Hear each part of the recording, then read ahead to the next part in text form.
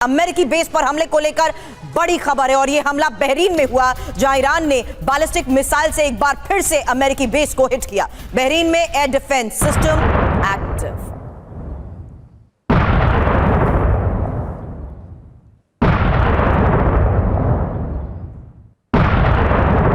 खबर बहरीन में ईरान के ताबड़तोड़ वार को लेकर है जहां पैट्रियट सिस्टम ने कई मिसाइलों को इंटरसेप्ट भी किया और बहरीन की राजधानी मनामा में एयर रेड अलर्ट।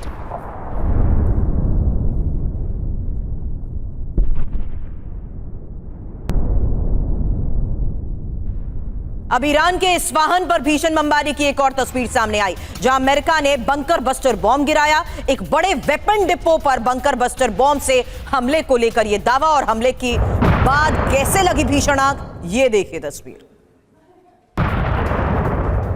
इस तस्वीर को जरा गौर से देखिए। इसी टेरेन का लगातार एक्सपर्ट जिक्र करते हैं कि ईरान का वो पहाड़ी इलाका जहां पूरी तरीके से सब कुछ अंडरग्राउंड है और ऐसे में इन्हीं अंडरग्राउंड बेस पर बंकर बस्टर के जरिए अमेरिका बड़े हमले का दावा कर रहा है। और ये इस्फहान में भीषण बमबारी की एक और तस्वीर जहां वेपन डिपो पर बंकर बस्टर बॉम्ब गिराया गया। अब ईरान युद्ध पर नेटो देशों में टकराव बढ़ चुका है। आज की एक और सबसे बड़ी खबर इसलिए क्योंकि अमेरिका और यूरोपीय देशों में तनातनी और डोनाल्ड ट्रंप की धमकियों से अब फ्रांस और इटली कैसे भड़क गए हैं। ब्रिटेन जर्मनी भी ट्रंप से खफा है। तो ईरान युद्ध में अमेरिका वर्सेस यूरोप, ये एक बड़ा सवाल है। डोनाल्ड ट्रंप की तमाम धमकियों के बीच फ्रांस और इटली का ये रुख है क्या, और फ्रांस और इटली के साथ साथ ब्रिटेन के इस रुख से डोनाल्ड ट्रंप की नाराजगी क्या और ज्यादा बढ़ गई है। हालांकि अमेरिका फर्स्ट कहने वाले डोनाल्ड ट्रंप वहीं अब यूरोप फर्स्ट कह रहा है। यह सवाल इसलिए कर रहे हैं क्योंकि यूरोप जिस तरीके से मिडिल ईस्ट के हालात को लेते हुए पूरी तरह प्रभावित हो चुका है, अब यूरोप अपने हितों को लेकर बड़े फैसले लेना चाहता है और यही डोनाल्ड ट्रंप की नाराजगी का एक सबसे बड़ा कारण भी। लेकिन फिलहाल जल्द एक इंफॉर्मेशन, क्योंकि अब अमेरिका के इसी रुख को देखते हुए यूरोप के देशों ने साफ कह दिया है नो मींस नो। फ्रांस ने कह दिया नो। अमेरिका को ये नो क्यों? क्योंकि फ्रांस की डिफेंसिव सपोर्ट की पॉलिसी है, हमलावर होने पर जंग से दूरी और यूएस विमानों के लिए एयर स्पेस बंद कर दिया गया है। जबकि इटली ने भी साफ कह दिया नो। अमेरिका को क्यों नो कहा? अंतर्राष्ट्रीय कानून का हवाला दिया, नियमों के आधार पर जंग से दूरी की बात कही और यूएस को एयरबेस देने से इनकार इटली ने भी कर दिया। जबकि ब्रिटेन का रुख जहां अंतर्राष्ट्रीय कानून और डिप्लोमेसी पर जोर देने की बात वो कहता रहा है, पूर्ण युद्ध में शामिल ना होने का फैसला ब्रिटेन ले चुका है। इसी फहरिस्त में एक और नाम आता है और वो है पोलैंड का। पोलैंड ने भी साफ ना कह दिया। क्यों? नेटो से सलाह ना लेने पर वो ट्रंप से नाराज हैं। सैन्य उपकरण भेजने से भी इनकार है। अब स्पेन ने भी साफ रुख सामने रख दिया है, नियमों के आधार पर सबसे मुखर विरोध जताया है और एयरबेस के इस्तेमाल की इजाजत भी नहीं दी। यूएस विमानों के लिए एयर स्पेस बंद। साथ ही जर्मनी और ईरान युद्ध का कड़ा विरोध जर्मनी कर चुका है, यूएस को सीमित समर्थन दिया है और जंग में साथ देने से भी इनकार कर चुका है। एक और नाम इस फेरिस्त में और वो है हंगरी का। सैन्य भागीदारी से इनकार कर चुका है हंगरी, सैन्य सहायता भी रोक चुका है। जबकि स्लोवाकिया, ये हमारा युद्ध नहीं है, ईरान जंग से दूरी बनाए रखी और हथियार देने से भी कर दिया इनकार। अब संजय सोई सर, एक्सपर्ट जिस तरीके से स्टूडियो में हमारे साथ मौजूद हैं, उनसे इसी रुख को लेकर करूं सवाल। उससे पहले मनीष के पास में जाना चाहूंगी, तेल अवीव से। मनीष, इस वक्त के हालात को देखते हुए क्विक अपडेट, क्योंकि इस हालात के बीच में डोनाल्ड ट्रंप को सीधा यूरोप के देशों ने कह दिया है नो मींस नो। बिल्कुल सुरभि, तो तेल अवीव में अभी से कुछ देर पहले ही ईरान की तरफ से मिसाइलों से हमले किए गए थे, जिसकी वजह से लगभग तेल अवीव में मैं समेत मुझे लगता है लाखों लोग अपने घरों से निकलकर बंकर में काफ़ी देर तक रहे। और उसके बाद से फिर अभी इसी बात की आशंका है कि दोबारा कभी भी अटैक हो सकता है। 51वां राउंड अब तक अटैक हो चुके हैं ईरान की तरफ से। लेकिन देखिए, 2 महीने की जंग के बाद भी आज दुनिया का अधिकांश हिस्सा इस बात को स्वीकार करने के लिए तैयार नहीं है कि ये जंग ही आखिरी विकल्प था, यानी कि जब बातचीत हो रही थी तो इस जंग को टाला जा सकता था। इसलिए जब आप नाटो देशों के एक के बाद एक नाम गिना रही हैं तो ये सभी वो देश हैं जिनका मानना था कि इस जंग को रोका जा सकता था, इस जंग की ज़रूरत नहीं थी। और अगर ईरान ने पहला हमला किया होता तो शायद आज परिस्थिति अलग होती। आज शायद आर्टिकल 5 का इन्वोक करके अमेरिका नाटो के सभी देशों को अपने साथ आने के लिए विवश कर सकता था, लेकिन चूंकि इस जंग की शुरुआत अमेरिका और इजराइल की तरफ से हुई थी और जब बातचीत हो रही थी उसके बीच में अचानक से ये जंग की शुरुआत हुई थी, तो 2 महीने के बाद भी दुनिया के अधिकांश हिस्से में सबको लगता है कि ये जंग अमेरिका ने शुरू की थी और ये अमेरिका की जंग है और इसका परिणाम अमेरिका को ही भुगतना चाहिए। बड़ी बात आपने यहां पर कही है। सोई सर, अब आपके पास इसी सवाल के साथ आ रही हूं, क्या अमेरिका ने यह कह दिया है, अमेरिका को यूरोप ने यह कह दिया है कि आप हमें जरूरत का हथियार मानने लगे हैं और अपने सहयोगियों के साथ ऐसा कोई नहीं करता है, इसीलिए अगर आप अमेरिका फर्स्ट सोचते हैं तो हम भी यूरोप फर्स्ट सोचेंगे? नहीं, इसमें कोई शक नहीं है। देखिए, यहाँ पर जब आप किसी का साथ चाहते हैं, एक ऑर्गेनाइजेशन होता है, वहाँ पर आप जब तक भरोसा ना हो एक दूसरे के ऊपर तब तक आप नहीं कर सकते। नेटो ने ये पिछले जब से मिस्टर ट्रंप आए हैं प्रेसिडेंट के तौर पर, तब से देखा कि अमेरिका का व्यवहार में बहुत बदलाव आया है। वो कह रहे हैं कि आप अपनी सुरक्षा खुद कीजिए। रशिया यूक्रेन युद्ध चल रहा है, वो कह रहे हैं आप अपना बजट बढ़ाइए, हम और नहीं करेंगे। बीच बीच में कभी ग्रीनलैंड के ऊपर खतरा बना रहे हैं, कहीं कभी उनके नेताओं को ह्यूमिलेट कर रहे हैं पब्लिकली। अगर आप उनके नेताओं को, देश के नेता को आप पब्लिकली ह्यूमिलेट करते हैं एज ए लीडर, एक जैसे लीडरशिप के लिए आर्मी में सिखाया जाता है कि किसी को आपने डांटना है तो शांति से डांटिए, प्राइवेसी में डांटिए, तारीफ करनी तो पब्लिकली करिए। आप सोचिए उन नेताओं का देश, अपने देश में भी कुछ सम्मान है, आज वो इलेक्टेड लीडर्स हैं। तो कहीं ना कहीं एक लोगों के अंदर एक भरोसा खत्म हो चुका है अमेरिका के ऊपर कि ये अपनी मनमर्जी से चल रहे हैं। जब चाहे टैरिफ लगा देते हैं, जब चाहे टैरिफ हटा देते हैं, जिस देश पर कब्जा करना है कर सकते हैं, जिस देश पर नहीं कर। अब देखिए, छोटे ब्रिटेन जैसा देश जो एक समय में अमेरिका कुछ भी करता सबसे पहले साथ खड़ा होता था, यूरोप वाले बाद में आता, तो उसको ये कहा जाता था कि आप अमेरिका के 91 प्रदेश हैं, 51 स्टेट हैं, आज वो सबसे खिलाफ हुआ पड़ा है। जो देश हैं, बड़े बड़े देश, जर्मनी, स्पेन, फ्रांस, इटली, जिस देश का आप नाम लीजिए, कोई साथ नहीं खड़ा हुआ। ये एक बहुत बड़ी बात है। आज इस चीज़ को सोचना पड़ेगा, अमेरिका की जनता को सोचना पड़ेगा कि जिस गठबंधन के साथ आप खड़े थे और वो आज आपके साथ नहीं खड़ा है, तो क्यों नहीं खड़ा है, कारण क्या है? इस चीज़ के ऊपर उनको अंदर से विश्लेषण करना पड़ेगा। साथ साथ में मध्य पूर्व के देश भी आज उनका विश्वास खत्म होता जा रहा है। सर, यूरोप क्या अब अमेरिका को अपने सबसे बड़ा सुरक्षा साथी नहीं मानता, बल्कि खुद अपने लिए अब एक खतरा मानने लगा है? इसी को लेकर आगे आपसे सवाल करूं, उससे पहले कुछ और तस्वीरें दिखाना चाहूंगी, क्योंकि बहरीन में ईरान के मिसाइलों से वार की एक और तस्वीर सामने आई है, जहां अमेरिका ने मिसाइलों को हवा में रोकने का दावा भी किया। अमेरिकी पेट्रियट सिस्टम ने इंटरसेप्ट किया और लगातार हो रहे हमलों के बीच ये तस्वीरें बहरीन से सामने आ रही हैं, जहां ईरान का मिसाइल वार जारी है और एक बार फिर से अमेरिकी पेट्रियट सिस्टम ने इंटरसेप्ट करने का दावा भी किया है। अब इरबिल में इजराइल और अमेरिका पर हमले की तस्वीर, PJAK और कोमाला के मुख्यालयों पर यह अटैक है। हमले के बाद धुएं का गुबार उठा, ये देखिए तस्वीर।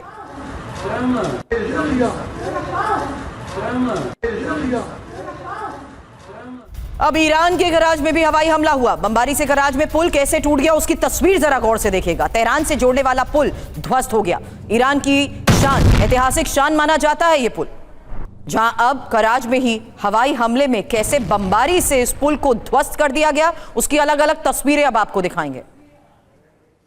तेहरान से जोड़ने वाला यह पुल जिसे ध्वस्त किया गया, एक और वीडियो इसका दिखाते हैं। अमेरिका और इजराइल ने ब्रिज पर बमबारी की। इस धमाके में ब्रिज को जबरदस्त नुकसान भी पहुंचा।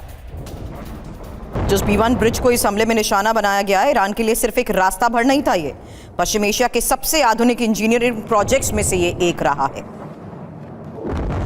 जिसे पूरी तरह से ईरानी टेक्निक की मदद से तो तैयार किया गया था।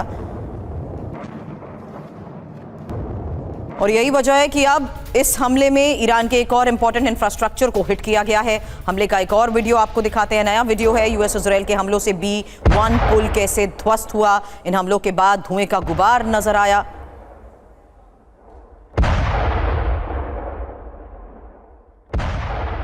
यानी साफ है कि किस तरीके से अब इन हमलों में ईरान के ऐतिहासिक इंस्टीट्यूट हो या उसकी ऐतिहासिक धरोहर ही कहें, क्योंकि ये इंजीनियरिंग का जो एक गौरव ईरान का बना रहा है, ये पुल B1 ब्रिज, उस पर हमले को अंजाम दिया गया है।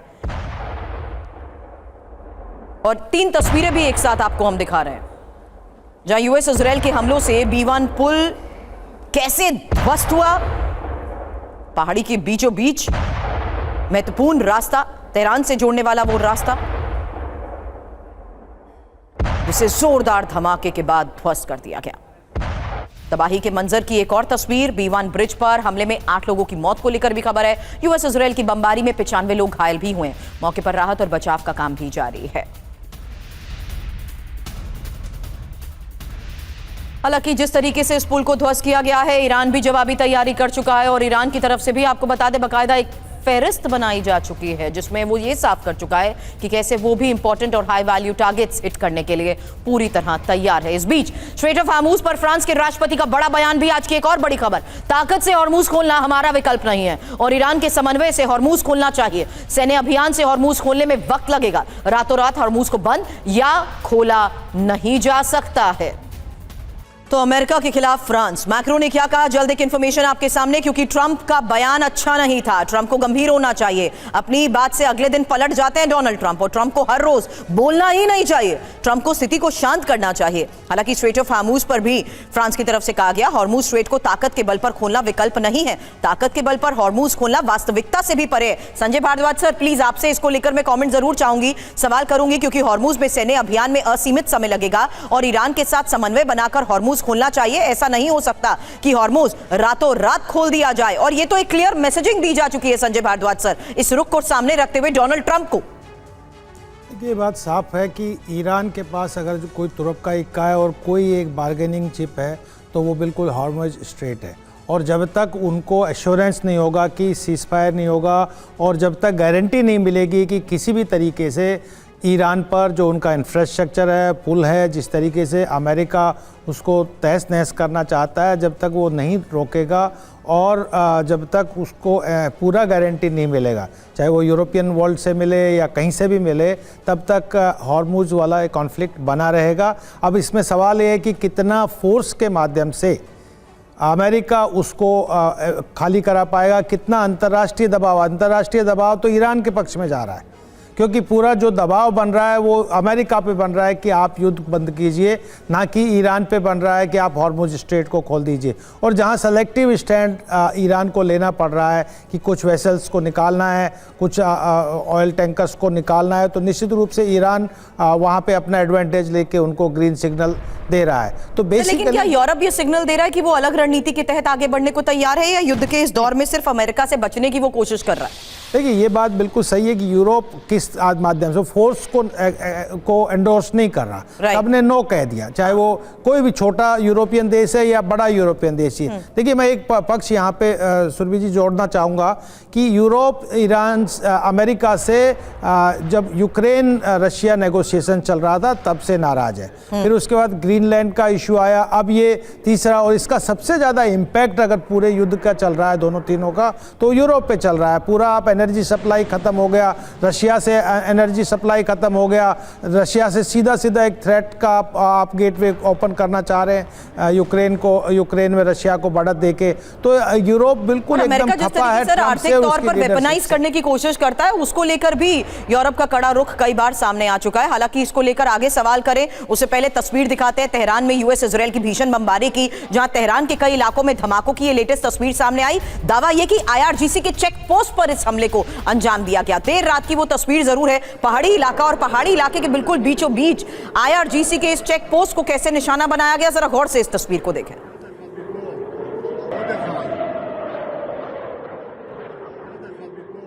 वहीं युद्ध के बीच ईरान भी बड़े दावे कर रहा है। अमेरिका फाइटर जेट को मार गिराने का यह दावा किया है और ईरानी सेना ने इसका बकायदा वीडियो जारी करते हुए यह दावा किया कि कैसे उसके निशाने पर अमेरिकी फाइटर जेट है।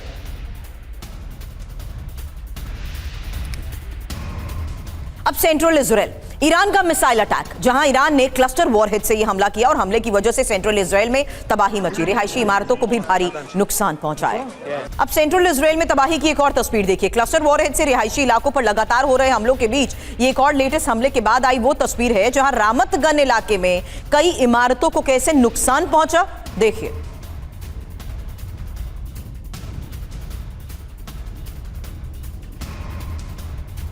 यानी ईरान लगातार हमलों को अंजाम दे रहा है। अब अगली रिपोर्ट भी जरा गौर से सुनिए, क्योंकि यूएस इंटेलिजेंस रिपोर्ट से डोनाल्ड ट्रंप की चिंता को लेकर यह खबर जरूरी है। ईरान की 50% मिसाइल क्षमता बाकी है। अंडरग्राउंड मिसाइल बेस अभी भी सुरक्षित और ईरान में मिसाइलों का प्रोडक्शन भी जारी है।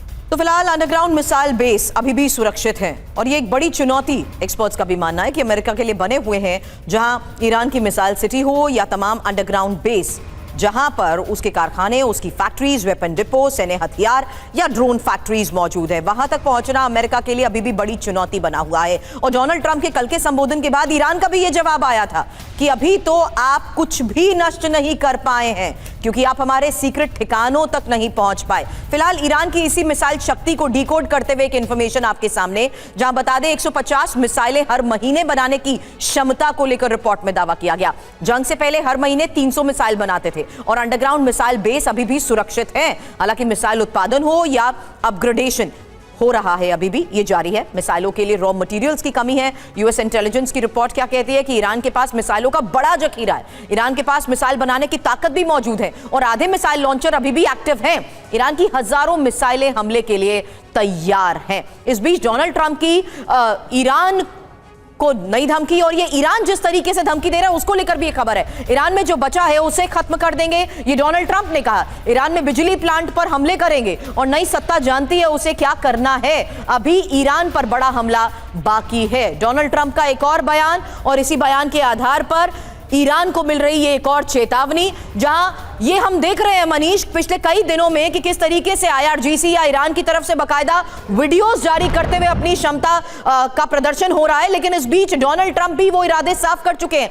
मनीष, मैं इसलिए कोट एंड कोट कर रही हूं क्योंकि आने वाले हफ्तों में बड़े हमले की बात कल डोनाल्ड ट्रंप ने कही और ईरान में जो बचा है उसे भी खत्म कर देंगे। ये एक और डोनाल्ड ट्रंप का बयान, जहां बिजली प्लांट पर हमले करने की बात और बिजली प्लांट और ब्रिज पर जैसे हमला हुआ मनीष, उसके बाद एक बार फिर से न्यूक्लियर प्लांट्स पर हमले की चेतावनी।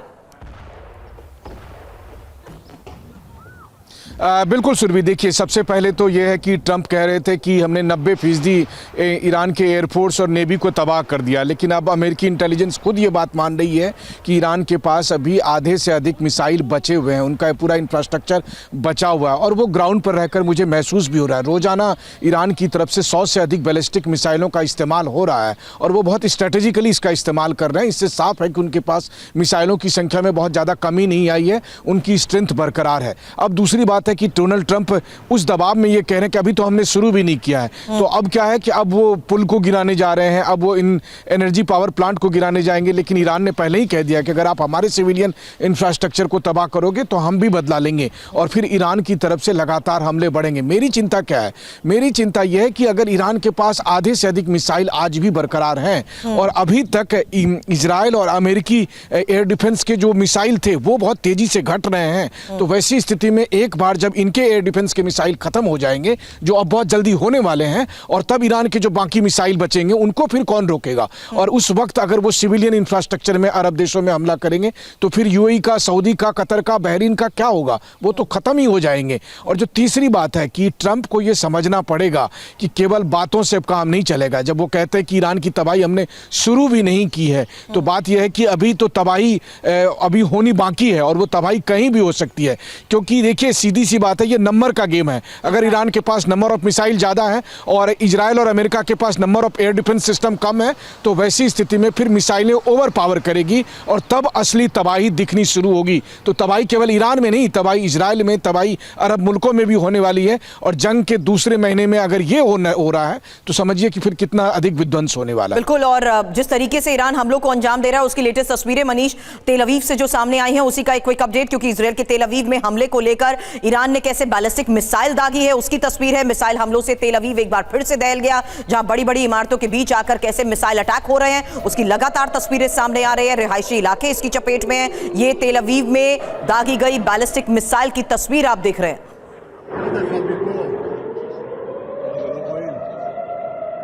वहीं ईरान के प्रॉक्सीज भी एक्टिव हैं। हुथी ने भी तेल अवीव पर भीषण हमले को अंजाम दिया। सेंट्रल इजराइल में यह मिसाइल अटैक हुआ और रिहायशी इलाके में आकर यह मिसाइल गिरी।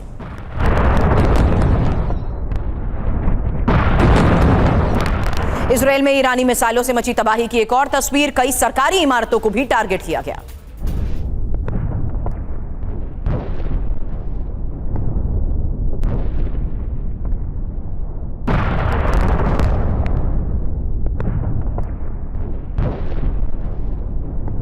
तो देखिए लगातार तेल अवीव पर हो रहे हमलों के बीच रिहायशी इलाकों में कैसे मिसाइल आकर गिरी, उसकी तस्वीरें सामने आई हैं। कई सरकारी इमारतों को निशाना बनाया गया और तेल अवीव में अब हुती की तरफ से भी हमले शुरू हो चुके हैं। जहां अभी तक हिजबुल्लाह कैसे इजरायल पर वार कर रहा था, लेकिन अब हुती भी पूरी तरीके से एक्टिव है, यानी ईरान और उसके प्रॉक्सीज सीधे इजरायल पर लगातार वार कर रहे हैं। अब यूएसएस अब्राहम लिंकन पर ईरान का हमला, एक और बड़ी खबर है। ऑपरेशन टू प्रॉमिस के 91वें चरण के तहत इस हमले को अंजाम दिया गया। आईआरजीसी दावा कर रहा है यूएसएस अब्राहम लिंकन पर मिसाइलों से वार हुआ। अमेरिकी जेट्स के सीक्रेट बेस पर भी हमले का दावा किया गया। तो बैलिस्टिक मिसाइलों से लगातार फाइटर जेट्स पर अटैक, और ये आईआरजीसी की तरफ से किया जा रहा वो दावा है जिसको लेकर आगे तिवारी सर आपसे भी सवाल करूंगी, क्योंकि ईरान लगातार अपनी इसी क्षमता के बलबूते अमेरिकी सैन्य ठिकानों पर वार कर चुका है, अमेरिकी बेस को अलग अलग जगहों पर हिट कर चुका है। लेकिन अब ग्राउंड ऑपरेशन को देखते हुए अमेरिका की ये तैयारी को लेकर पिछले कई दिनों से दावे किए गए। ऐसे में आज की एक बड़ी खबर है यूएसएस अब्राहम लिंकन पर ईरान के वार को लेकर। सर आपसे सवाल करूं उससे पहले ये इंफॉर्मेशन, जहां यूएसएस अब्राहम लिंकन के स्ट्राइक ग्रुप पर आईआरजीसी ने हमले का दावा किया है। 4 पावरफुल 380 क्रूज मिसाइलों से ये वार, यूएसएस अब्राहम लिंकन पर गदर मिसाइल से अटैक और अमेरिकी लड़ाकू विमानों के सीक्रेट बेस पर हमला। निमित्ज क्लास का परमाणु संचालित युद्धपोत यूएसएस अब्राहम लिंकन और तिवारी सर इसी पर अटैक का एक बार फिर से आईआरजीसी की तरफ से दावा। सुरभि, अब्राहम को तो कुछ लेवल तक तो हिट कर दिया था करीब 2 हफ्ते पहले, जिसके बाद अमेरिका ने इस अब्राहम को यहाँ से करीब 1000 किलोमीटर दूर ले गया और वहाँ से कोई भी जहाज एयरबोर्न नहीं हो रहे। पहले दिन जब अटैक हुआ था इनके 80 एयरक्राफ्ट अब्राहम से एयरबोर्न हुए थे, तो ये इंडिकेशन क्लियर था कि कुछ डैमेज अवश्य हो चुका है। अब हो सकता है कि इसके बाद 2-3 और हिट किया है ताकि इसको बिल्कुल वापस जाना पड़े। इतना बड़ा जहाज इसको डुबाना आसान नहीं है, बट नॉन ऑपरेशनल करना आसान है, और इसमें आईआरजीसी मेरे ख्याल से सफल हो चुकी है। अब जिस तरीके से अटैक है, इनका दूसरा जो था जिसमें आग लगी थी यार्ड में, उसको भी अभी रिपेयर करने के लिए बागी भेज दिया था। अभी मैसेज दे रहे हैं कि हम ग्राउंड सपोर्ट के लिए तीसरा लेके आ रहे हैं। अब ये लेके आएंगे। देखिए, ये एयरक्राफ्ट कैरियर बहुत बड़ा टारगेट होता है, कितना भी इनके साथ फ्रिगेट चलें, कितनी भी मिसाइल लोडेड है, लेकिन एक ईरान के पास एक इनहेरेंट शक्ति है, फास्ट मूविंग मिसाइल बोट्स, जिन्होंने 2003 के बाद से इराक की सिचुएशन ऐसी हुई थी, तो अपने आप को मजबूत करने के लिए मिसाइल और फास्ट मूविंग मिसाइल बोट्स को बना के मजबूत किया था ताकि हम वॉर हारेंगे नहीं। ये अब नंबर में बहुत ज़्यादा है, अगर आगे बढ़ने की कोशिश करेंगे तो उनसे इनको डैमेज करना बहुत आसान है ईरान के लिए। यही एक शक्ति है जाती होर्मुज के पास पहुँचने में ट्रंप की आर्मी, ट्रंप की एयरफोर्स, ट्रंप की नेवी आगे बढ़ने में आगे नहीं बढ़ पा रही है। यही रीजन है कि कई आर्मी के जनरलों को अभी पिछले 2-3 दिन में हटाया गया है। इनकी जो मनोबल है, इनके जवानों का, अफसरों का जो मनोबल है बहुत नीचे हो चुका है। इनके जो पायलट्स थे, जो बेसिस पे वो भाग के चले गए हैं जब से मिसाइल गिरने लगी है, बिकॉज उनको ये पता है कि हमें वॉर किस लिए लड़ना है, हम एक पागल के लिए वॉर क्यों लड़े, जबकि ये उल्टा है ईरान में। ईरान अपनी सिविलाइजेशन के लिए, सर्वाइवल के लिए, एग्जिस्टेंस के लिए जवान लड़े, तो हाईली मोटिवेटेड है। सुरभि, खाली मशीन मैटर नहीं करती, man behind the machine is more important. जब मैन बिहाइंड मशीन जो लड़ रहा होता है उसका अगर मनोबल कम है तो आगे लड़ नहीं पाएगा। ये अमेरिका ने तो दावा किया कि टॉप लीडरशिप को खत्म करके ईरान के मनोबल को हम पूरी तरीके से खत्म कर चुके हैं, लेकिन आज युद्ध का 35वां दिन है सर, जब हम देख रहे हैं कि किस तरीके से ईरान अपनी क्षमता के तहत लगातार हमलों को अंजाम दे रहा है। एक और तस्वीर दिखाते हैं, ये इरबिल में भीषण तबाही की तस्वीर सामने आई है, जहां ईरान ने एक बार फिर से इरबिल को टारगेट करते हुए ताबड़तोड़ हमलों को अंजाम दिया। मिसाइल हमलों से कैसे इरबिल दहला, उसकी लेटेस्ट तस्वीर।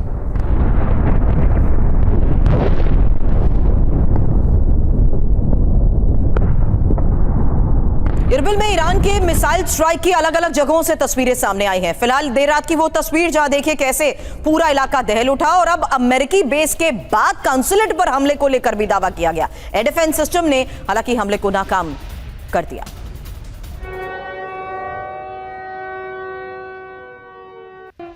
अब ईरान ने हमलों से दहला दिया है पेटाटिक्वा में ईरान ने मिसाइल अटैक किया है। पेटाटिक्वा में इमारतें कैसे तबाह हुई उसकी तस्वीर देखिए, शहर की सड़क को कैसे नुकसान पहुंचा, सब कुछ तहस नहस हो चुका है।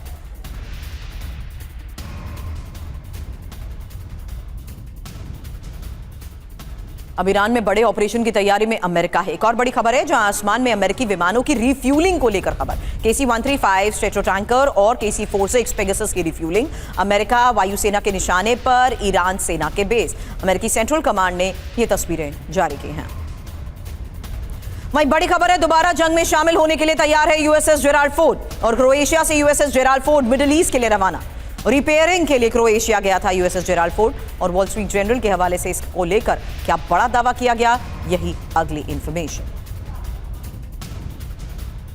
तो जंग में फिर शामिल होगा USS जेराल्ड फोर्ड और क्रोएशिया से USS जेराल्ड फोर्ड ईरान के लिए रवाना हुआ है। ऑपरेशन एपिक फ्यूरी में शामिल होगा USS जेराल्ड फोर्ड और 5 दिन की क्रोएशिया विजिट के बाद ये युद्धपोत लौटा है। सोई सर, आपसे सवाल करना चाहूंगी इसको लेकर। खबर ये है कि रिपेयरिंग के बाद रिपेयरिंग के लिए क्रोएशिया गया था USS जेराल्ड फोर्ड और USS जेराल्ड फोर्ड में आग के बाद ही रिपेयरिंग की जा रही थी और ईरान ने USS जेराल्ड फोर्ड पर हमला किया था। दुनिया का ये सबसे बड़ा विमानवाहक पोत है USS जेराल्ड फोर्ड। और सोई सर, सवाल आपसे इसलिए क्योंकि कुछ दिन पहले भी मैं आपसे यही सवाल कर रही थी कि क्या बाकायदा एक मैपिंग हो चुकी है कि कैसे सटीक और असरदार हमलों को ईरान अंजाम दे रहा है?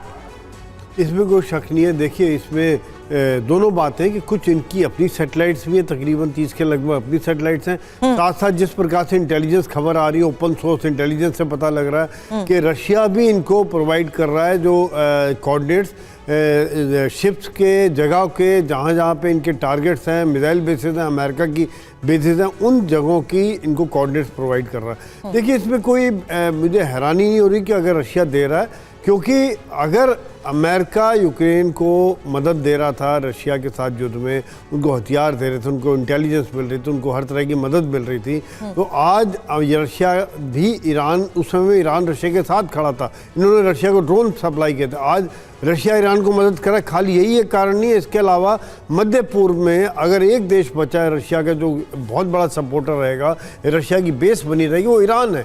ईरान, देखिए, सीरिया चला गया है, लीबिया एक समय में रशिया के साथ होते थे, सीरिया, इराक, इजिप्ट, लीबिया, ये सब धीरे धीरे ख़त्म हो गया। अब सिर्फ एक ईरान बड़ी ताकत बचा है जो रशिया के साथ है और रशिया को इस समय में दुनिया में जाए 2 धड़ों में बंट चुका है, Iran, north Korea, China, Russia. तो ईरान जाने से रशिया का बहुत बड़ा नुकसान होगा। ये कारण है कि वो चाहेंगे युद्ध जितना लंबा चले, अमेरिका को जितनी क्षति पहुँचे, तो इसमें वो हर तरह से मदद करें। मेरे ख्याल से अभी चाहे उनको जो ड्रोन और मिसाइल्स हैं, इनके बनाने के लिए भी शुरू में इन्होंने काफ़ी सामान इनको सप्लाई किया। जिस तरह की खबर है कि जनवरी में काफ़ी बड़ी मात्रा में दिया था।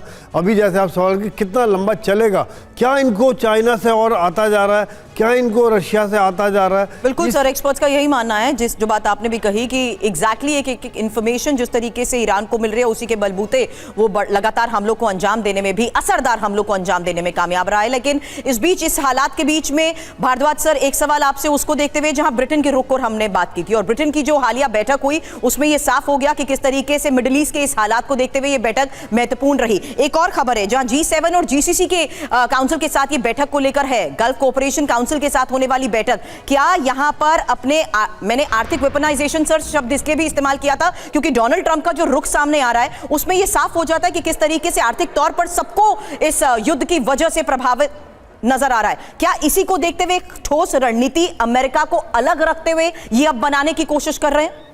देखिए, ये बात तो साफ साफ है कि जो आर्थिक जो एक प्रेशर बन रहा है, खासकर जो यूरोप पे, एक तो जो ट्रंप का टैरिफ रिजीम आया, उसके बाद जिस तरीके से रशिया, यूक्रेन और अभी जो मिडिल ईस्ट कॉन्फ्लिक्ट हो रहा है, उससे एनर्जी के जो दाम बढ़ रहे हैं, उसका सीधा सीधा यूरोपियन कंट्रीज़ की इकोनॉमी पे उसका प्रभाव पड़ रहा है। और यही कारण है कि वो चाहते हैं कि युद्ध थमे और एक डिप्लोमेटिक मीजर्स से, जिसमें ब्रिटेन लीड कर रहा है। आप देखिए, 28 कंट्रीज़ को इन्वाइट एक्सपेक्टेड थे और 48 कंट्रीज़ ने पार्टिसिपेट किया। यानी दुनिया परेशान हो चुकी है ट्रंप की इनकन्सिस्टेंसी की वजह से, ट्रंप की नीतियों की वजह से, और वो बेसिकली अपनी इकोनॉमी और अपने डॉलर को मजबूत करना चाह रहा है और बाकी जो दुनिया का परवाह नहीं करना चाह रहा है। एक तरीके से वो अपनी अमेरिकन सुपरमेसी को, लेकिन जिस तरीके का जवाब और रेस्पॉन्स मिल रहा है यूरोपियन कंट्रीज से, बाकी दुनिया से, ये अमेरिका के लिए एक लॉन्ग टर्म डैमेज है। और मुझे लगता है कि यूरोप अगर इस तरीके का रुख ट्रंप का रहा तो ये यूक्रेन रशिया कॉन्फ्लिक्ट में भी एक तरीके से नाटो कंट्रीज अपना अलग स्टैंड रख रखेगा। अमेरिका के बिना हालांकि नाटो बहुत इफेक्टिव नहीं है, क्योंकि Right, जितने sir. आर्म्स और जितने एम्यूनिशंस हैं वो तो अमेरिका के पास में सपोर्ट वहीं से है, लेकिन पॉलिटिकल जो एक सपोर्ट मिलता है, जो ideological support liberal open economy को मिलता है, वो सपोर्ट अमेरिका खो जाएगा। और मुझे लगता है कि ये जो ईरान है, ये बहुत बड़ा एक लेसन अमेरिका के लिए होगा कि इस तरीके की जो नीतियाँ, वन साइडेड नीतियाँ, एक यूनिपोलर जो स्टैंड, यूनिलेटरल जो स्टैंड लेता है अमेरिका, वो उसको मुझे क्योंकि लगता है ईरान कि ने भी भारी सर ये पड़ेगा। साफ कर दिया है कि उसके हमले अब सीमित नहीं रहे सिर्फ अमेरिकी बेस या अमेरिकी सेनेट ठिकाने नहीं, बल्कि इंपॉर्टेंट इंफ्रास्ट्रक्चर्स को भी वो कैसे टारगेट कर रहा है, उसी को लेकर लगातार इरबिल से भी तस्वीरें सामने आ रही हैं। हालांकि ईरान जिस तरीके से अमेरिकी बेस को अभी तक इरबिल में निशाना बना चुका है, एक और बड़ा दावा किया गया कि कैसे एक और बेस को ईरान ने हिट किया, और ये देखिए हमले की वो तस्वीर। आपको बता दें, ईरान की मिसाइलों से तेल अवीव को एक बार फिर से दहला दिया गया। रिहायशी इलाके पर मिसाइल अटैक की एक और तस्वीर सामने आई है, जहां धमाके के बाद धुएं का गुबार।